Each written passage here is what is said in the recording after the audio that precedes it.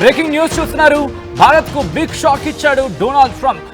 Bharat America సుంకాల మోతకు సంబంధించిన big breaking news చూస్తున్నారు. భారత్పై 25% సుంకాలు విధించాడు ట్రంప్. ఆగస్టు నుంచి అమల్లోకి వస్తున్నట్టు ప్రకటించాడు. భారత్ మా స్నేహితుడే అయినప్పటికీ మేము ఇండియాతో తక్కువ బిజినెస్ చేస్తున్నాం, ఎందుకంటే ఇండియా టారిఫ్స్ చాలా ఎక్కువ. భారత్లో వ్యాపారం చేయాలంటే చాలా అడ్డంకులు అంటూ కూడా చెప్పుకొచ్చాడు ట్రంప్ తన సోషల్ మీడియా ట్రూత్ ప్లాట్ఫామ్లో. రష్యా నుంచి ఇండియా ఎక్కువగా ఆయుధాలు కొనుగోలు చేస్తున్నట్టు చెప్పుకొచ్చాడు. రష్యా చైనా నుంచి ఇండియా చమురు కొనుగోలు చేస్తున్నట్టు కూడా తన ట్రూత్ ఖాతాలో వెల్లడించాడు. యుక్రెయిన్తో రష్యా యుద్ధం ఆపాలని ప్రపంచం కోరుకుంటోంది. అలాంటి రష్యా నుంచి ఇండియా ఆయుధాల కొనుగోలు చేయడం సరికాదంటూ కూడా కైండ్ ఆఫ్ చురకలంటించే ప్రయత్నం చేశాడు అనుకుంటున్నాడు, కానీ కాదు. ఒక్కసారి ఆ ట్రూత్ సోషల్ మీడియా పోస్ట్ నేను మీకు చూపిస్తున్నాను. ఆర్టీవీ స్క్రీన్ మీద మీరు చూడొచ్చు.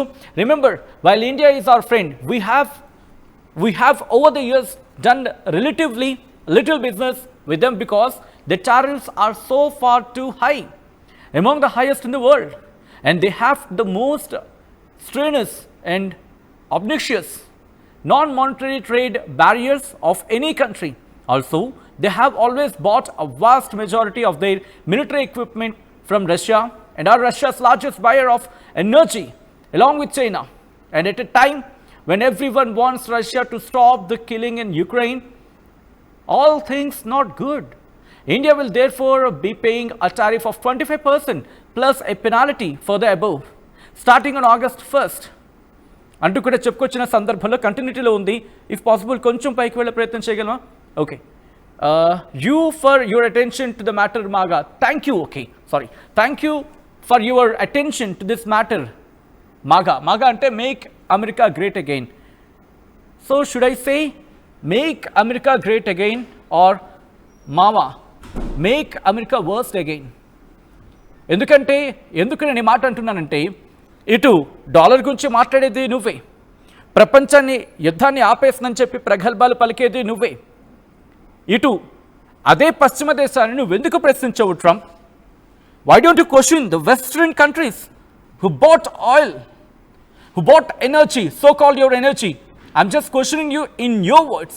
నీ భాషలో నేను అడుగుతున్నాను ట్రంప్. అమెరికా సమాధానం చెప్పాల్సింది, ఎందుకంటే ఇదే ఎనర్జీని పశ్చిమ దేశాలకు ఉన్నప్పుడు ఏం చేసింది అమెరికా? పశ్చిమ దేశాలు ఇటు భారత్ నుంచి కొనుగోలు చేసినప్పుడు గుర్తుపెట్టుకో అమెరికా. అఫ్కోర్స్ అమెరికాను మొత్తం అనడానికి లేదు, వీళ్ళంటి వాళ్ళు వచ్చి కెలుకుతూ ఉంటారు. బైడెన్ కూడా అప్పుడు అదే ప్రగల్భాలు పలికాడు కదా. ఏమన్నాడు బైడెన్? ఏమన్నాడు? రష్యా నుంచి ఎవరైనా ఆయిల్ కొనుగోలు చేస్తే మేము ఆంక్షలు విధిస్తామన్నాడు. అప్పుడే బెదరలేదు. యుద్ధం పీక్స్లో ఉన్న సందర్భం, ఆరంభం నుంచి పీక్స్కి చేరుకుంటున్న సందర్భం. అప్పుడే బెదరని భారత్ ఇప్పుడు బెదురుతుందా? Do you want to threat India? Do you think so Trump? You should question your western countries. Where did the bought oil, so-called energy, when Ukraine and Russia conflict has begun there? Why don't you question them? నువ్వు ప్రశ్నించు వాళ్ళని. వాళ్ళ నెత్తి మీద వే టారిఫ్లు. ఆ రోజు భారత్ చెప్పింది, ఈరోజు భారత్ చెబుతోంది మా దేశ ప్రజల అవసరాలకి ఆలోచించి మేము తీసుకున్న నిర్ణయం అని చెప్పి.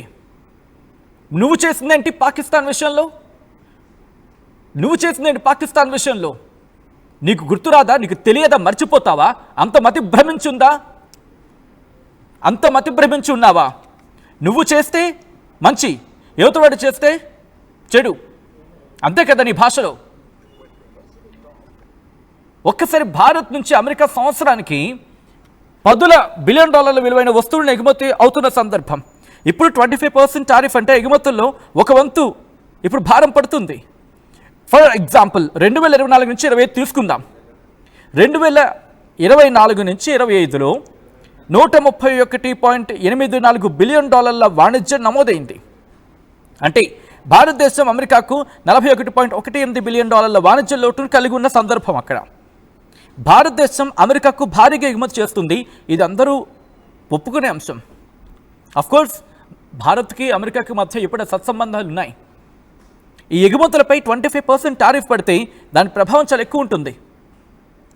కానీ ఇది ఇక్కడితో అయిపోతుందా? రిమెంబర్, ఇది ఇక్కడితో ఆగిపోయే అవకాశం కాదు. ఎందుకంటే ఒక ఎగ్జాంపుల్ చెప్తాను. ఫర్ సపోజ్ ఒక పెన్ తీసుకుందాం. ఇప్పుడు నేను ఒక పెన్ చూపిస్తే ఆ పెన్ ఏదో ప్రమోట్ చేస్తున్న ఫీల్ అవుతారు కాబట్టి నేను అలా చెప్పట్లేదు. ఒక పెన్ తీసుకుందాం. ఒక పెన్ ఇక్కడి నుంచి అక్కడ మనం పంపిస్తున్నప్పుడు ₹5 అనుకుందాం. దాని మీద ఒక 25% అనుకుందాం, లేకపోతే ₹10 అనుకుందాం. ₹10 పెన్ అనుకుందాం. ఇంతవరకు దాని మీద టారిఫ్స్ ఏం లేవు. So ₹10 pen ₹10. టారిఫ్ పడింది అనుకోండి, 2.5 అంటే వాళ్ళకు కూడా అది పెరుగుతుంది కదా, ఆ రేటు పెరుగుతుంది కదా. సో ఇండైరెక్ట్గా అమెరికన్ల మీద కూడా నువ్వు, అంటే నీ దేశ ప్రజల మీద నువ్వు భారం విధిస్తున్నావు. ఇక్కడి నుంచి కావాలనుకునే వాళ్ళకి సంబంధించి ఆ వస్తువు వద్దనుకుంటారు. ఆ వస్తువు వద్దనుకున్నప్పుడు, అరే నాకు చాలా ఇష్టమైన వస్తువే, ట్రంప్ వచ్చిన తర్వాత కదా రేటు పెరిగింది, నేను వద్దనుకున్నా అని చెప్పి వాళ్ళ కోపం రాదా? నీ అమెరికన్లకు నీ మీదే కోపం రాదా? పోనీ రేటు పెరిగింది, అఫ్కోర్స్ నువ్వు టారిఫ్ విధించినప్పుడు రేటు పెరుగుతుంది కదా, ఏమవుతుంది? అరే మొన్నటి వరకు ₹10 దొరికిన పెన్ అది ఈరోజు నేను ₹13 ఇచ్చి కొనుక్కున్నాను. ఈ ₹2.5 ₹3 పెంచింది ట్రంప్ అని చెప్పి వాళ్ళ కోపం రాదా? సో ఇక్కడ ఎటువైపు తిరిగి చూసినా భారత్ మీద ఎంత భారం పెడతావు అనుకుంటున్నావు, అక్కడ నీకు తెలియకుండా నీ ప్రజలు నువ్వే భారం పెడుతున్నావు. పోనీ అక్కడైనా మీ వాణిజ్యం బాగుందా, లేకపోతే మీ ఎకానమీ ఏమైనా వెలిగిపోతుందా? లేదే.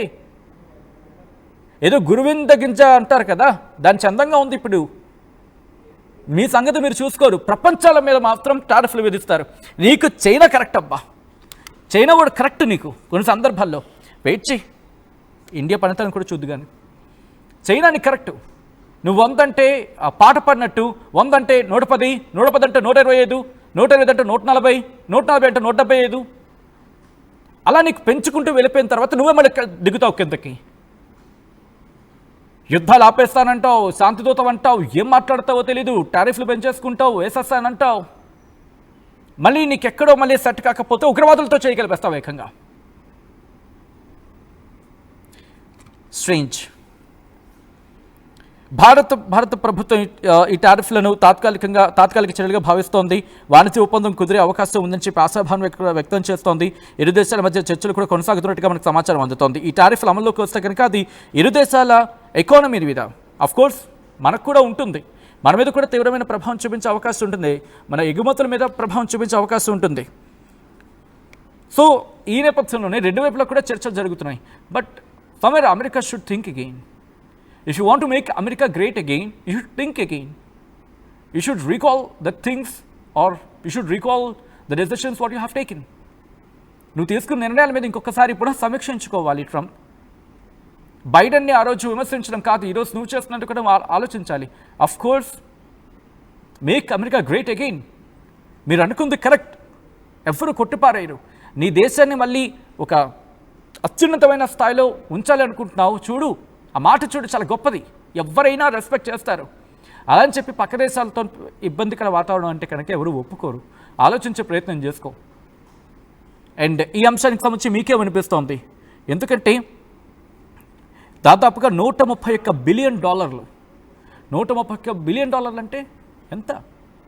ఆ వాణిజ్యాన్ని ఇప్పుడు అఫ్కోర్స్ డ్యామేజ్ అయితే అవుతుంది, అది ఎవరి మీద ఏ స్థాయిలో ఉంటుంది, దాన్ని ఎలా బ్యాలెన్స్ చేసుకుంటాయి? ఎందుకంటే బెస్ట్ ఎగ్జాంపుల్ చైనా అమెరికా మధ్య టారిఫ్ వార్ జరిగినప్పుడు ఎక్కడికి వెళ్ళిపోయింది? 50-70 అక్కడి నుంచి ప్రారంభమైంది, ఏకంగా 100లోకి వెళ్ళిపోలేదు. సో ఈ క్రమంలో మీకేమనిపిస్తుంది అనేది చెప్పి కామెంట్ చేసే ప్రయత్నం చేయండి.